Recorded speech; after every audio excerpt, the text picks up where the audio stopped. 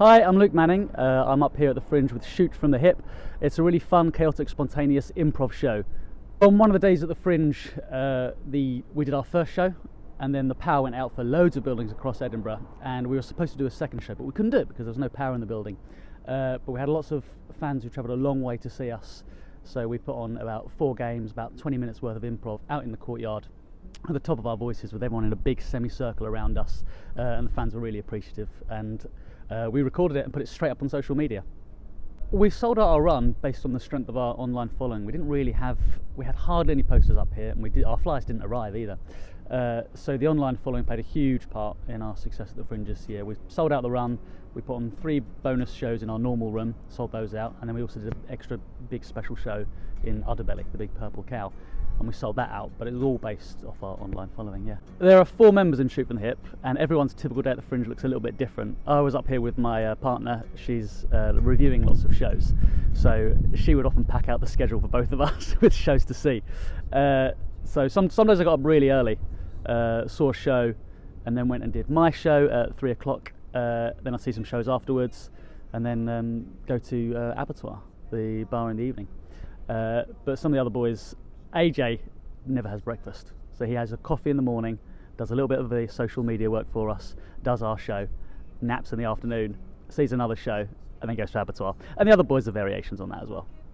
I think the biggest challenge for us when doing improv up at the Fringe is to make sure we keep it fresh for ourselves, because you're doing, we did 11 shows in a row every day, plus some extra ones.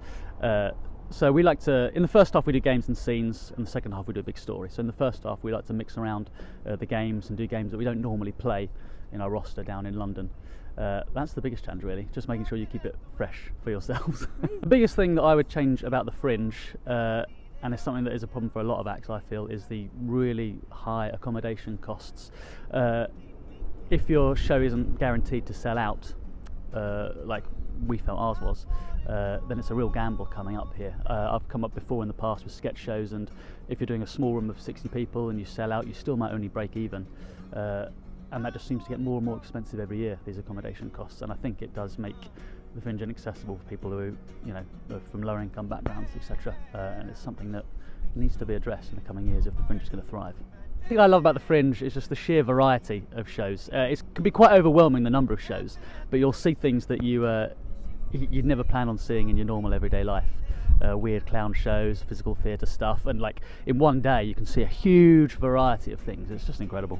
One piece of advice that gets given to Fringe goers, whether they're old or new, is to remember that it's a marathon, not a sprint. Pace yourself in terms of the number of shows you're seeing, your drinking habits, and don't want specific things too much from the Fringe. Be prepared to get whatever Fringe experience you get. Don't be so hungry for reviewers that that's all you're fretting about.